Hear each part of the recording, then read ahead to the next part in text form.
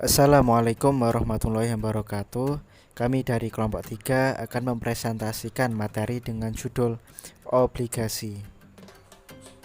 Saya Muhammad Yan Chandana, NIM 279. Muhammad Haidar Rafiq, NIM 284. Ikra Dina Bakti, NIM 292.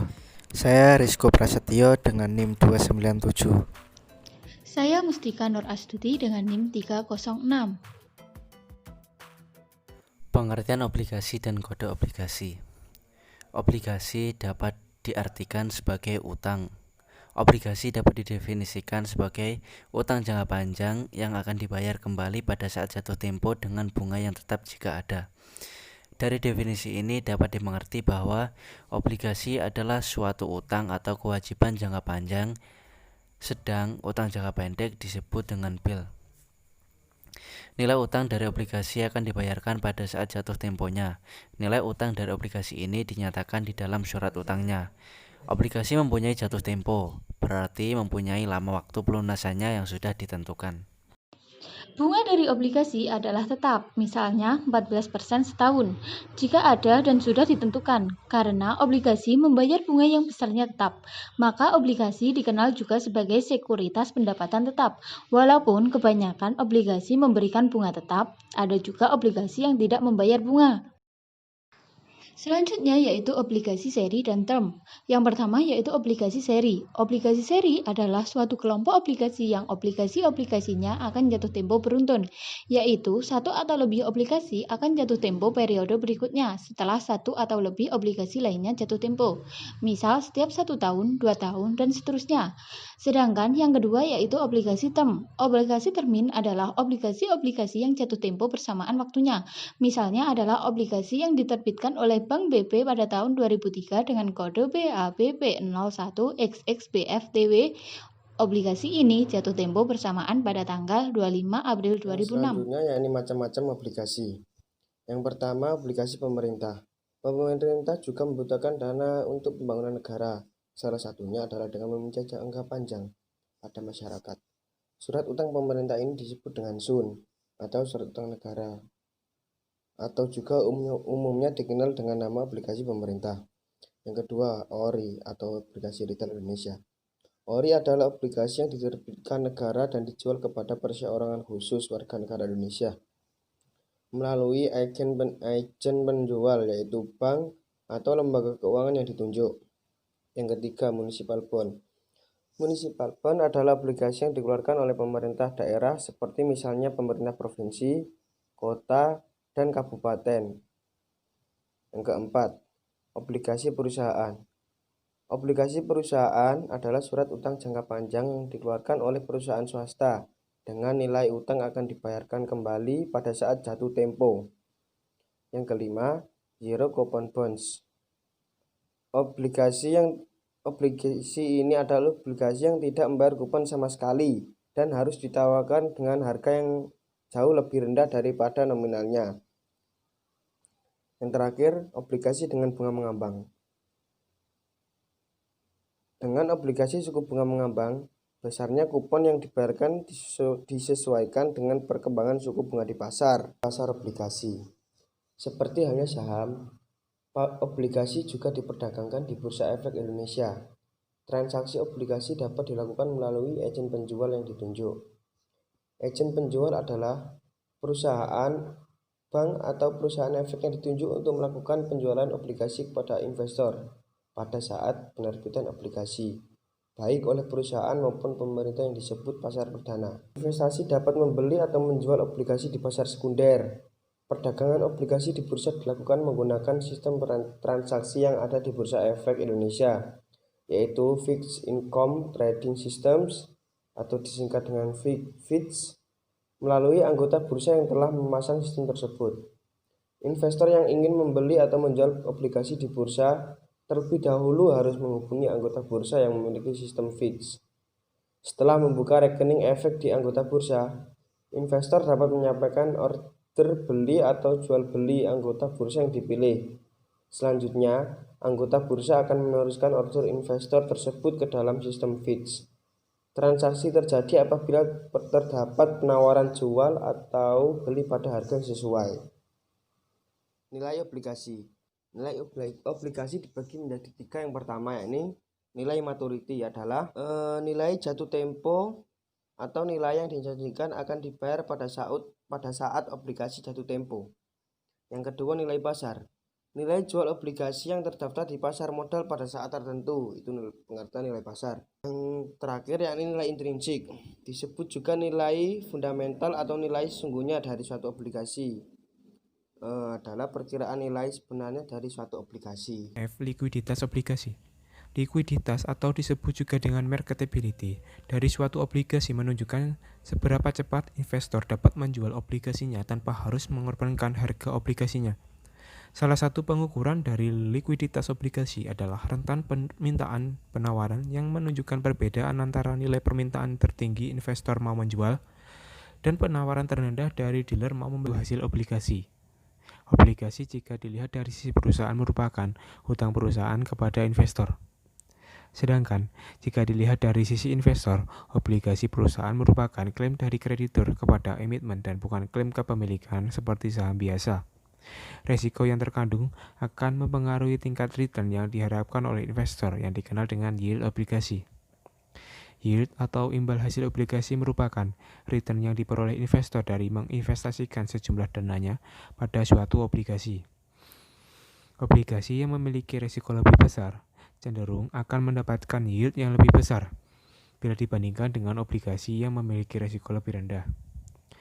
Tingkat yield obligasi yang akan diterima oleh investor akan mengalami perubahan seiring dengan perubahan kondisi perekonomian baik secara mikro maupun makro. Hasil dari yield obligasi itu akan mencerminkan kinerja dari suatu obligasi yang nantinya berguna sebagai informasi dalam pengambilan keputusan oleh investor. Beberapa pengukuran digunakan untuk mengukur yield obligasi, yaitu yang pertama, current yield. Current yield diukur dengan nilai kupon setahun dibagi dengan nilai pasar obligasi saat ini. Yang kedua, yaitu yield to maturity. Yield maturity adalah tingkat return dari obligasi yang dibeli dengan harga pasar sekarang dan disimpan sampai jatuh tempo.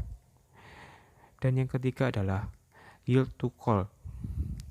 Yield to call adalah return dari obligasi dari sekarang sampai dengan tanggal obligasi ditarik kembali. Hak tarik. Penerbit obligasi akan lebih menyukai jika mempunyai pilihan untuk membayar obligasinya pada nilai per sewaktu-waktu sebelum jatuh tempo. Hak obligasi semacam ini disebut dengan hak tarik atau provisi tarik, call provision. Beberapa keuntungan akan didapatkan oleh penerbit obligasi dengan adanya hak ini. Yang pertama, utang perusahaan dapat dikurangi sewaktu-waktu jika aliran kas perusahaan tersisa. Yang kedua, obligasi dengan kupon yang tinggi dapat dihentikan dan diganti dengan obligasi lainnya yang memberikan kupon lebih rendah jika bunga menurun. Yang ketiga, menyediakan sinyal baik bagi perusahaan. Yang keempat, menyediakan opsi tarik atau call option. Yang selanjutnya adalah rentang hasil. Premium gagal adalah premium hasil dari YTM dijanjikan dengan YTM yang diharapkan. YTM yang diharapkan adalah YTM biasa yang dihitung pada bab sebelumnya. Premium risiko adalah perbedaan antara YTM diharapkan dengan YTM suatu obligasi bebas gagal yang mempunyai nilai kupon dan waktu maturity yang sama. Yang selanjutnya adalah resiko obligasi. Walaupun obligasi lebih rendah resikonya dibandingkan saham, akan tetapi obligasi tetap aktiva beresiko. Resiko dari obligasi adalah kemungkinan obligasi akan tidak terbayar. Dengan peringkat obligasi dapat digunakan sebagai proksi dari resiko obligasi. Peringkat obligasi adalah simbol-simbol karakter yang diberikan oleh agen peringkat untuk menunjukkan resiko dari obligasi. Teorema penilaian obligasi. Teorema penilaian obligasi akan menjelaskan bagaimana hubungan antara harga obligasi akibat perubahan-perubahan suku bunga, maturity, dan nilai kupon. Untuk ilustrasi akan digunakan suatu obligasi dengan tingkat kupon sebesar 14%. Maka dengan nilai parnya sebesar 1 juta per tahun dibayar pada saat jatuh tempo. Harga obligasi akan berubah dengan berubahnya suku bunga dan lamanya maturity. Hasil pasar atau market yield menunjukkan hubungan antara perubahan suku bunga terhadap harga obligasi. Maka, dapat kita lihat pada saat jatuh tempo, semua obligasi akan bernilai sama, yaitu yang terutama adalah parnya. Teorema ini disebut dengan Melkis-Bonds Theorem. Teorema 1 merupakan harga dari obligasi bergerak berlawanan dengan hasil pasar. Teorema kedua ini merupakan dengan maturity konstan. Teorema ketiga merupakan untuk suatu perubahan suku bunga. Teorema keempat merupakan perubahan harga yang terjadi akibat hubungan antara maturity obligasi dan volatilitas. Teorema kelima ini merupakan presentasi perubahan harga obligasi akibat dari perubahan suku bunga. Durasi obligasi. Durasi berarti adalah rata-rata tertimbang berbasis pada nilai sekarang dari waktu untuk menutup nilai-nilai kupon dan prinsipal dari suatu obligasi. Dengan kata lain, durasi dapat diartikan sebagai discounted payback period dari investasi di suatu obligasi, yaitu rata-rata tahun investor obligasi dapat memperoleh kembali investasinya dari nilai-nilai kupon dan prinsipal yang diperoleh dari obligasi. Sensitivitas harga obligasi dan perubahan harga. Mengestimasi nilai obligasi setiap saat merupakan hal yang penting. Nilai obligasi setiap saat ini dapat dihitung dengan mengestimasi perubahan harga obligasi dari harga sebelumnya. Dengan mengetahui perubahan harga obligasi, maka nilai obligasi sekarang dapat dihitung. Presentasi perubahan harga obligasi dapat dihitung dengan rumus delta P per P mendekati sama dengan min D per 1 tambah I dikali delta I, yang mana delta P merupakan perubahan harga obligasi, P adalah harga dari obligasi, D adalah durasi dari obligasi, I adalah suku bunga sebelum berubah, dan delta I merupakan perubahan suku bunga. Rumus presentasi perubahan harga obligasi ini dipengaruhi secara positif oleh durasi obligasinya dan secara negatif oleh perubahan suku bunga. Hubungan negatif antara perubahan harga obligasi dengan perubahan suku bunga ditunjukkan oleh tanda negatif di rumus. Imunisasi obligasi. Imunisasi adalah strategi investasi di obligasi yang menyamakan durasi dari obligasi atau portofolio obligasi dengan waktu lamanya investasi untuk menghilangkan risiko perubahan suku bunga. Misalnya, investor akan menginvestasikan dananya selama 2 tahun, karena di akhir tahun kedua, dia membutuhkan kembali dana tersebut. Untuk maksud ini, imunisasi dapat dilakukan oleh investor dengan menginvestasikan dananya ke suatu obligasi yang mempunyai durasi yang sama dengan periode investasinya, yaitu selama 2 tahun.